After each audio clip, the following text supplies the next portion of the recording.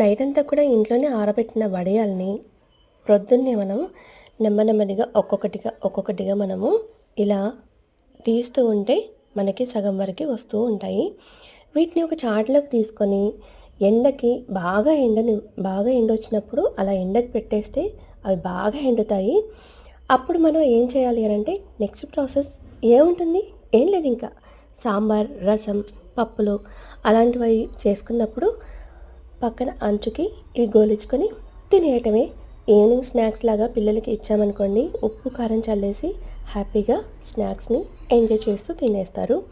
ఇంకా next video కోసం wait చేస్తూ ఉండండి. అలాగే లైక్ చేయండి, సబ్స్క్రైబ్ చేయండి, షేర్ చేయండి. ఇంకా మరిన్ని వీడియోస్ కోసం మా ఛానల్ని చూస్తూ ఉండండి. అలాగే మీ ఫ్రెండ్స్ అండ్ ఫ్యామిలీకి కూడా షేర్ చేస్తూ ఉండండి. Bye bye.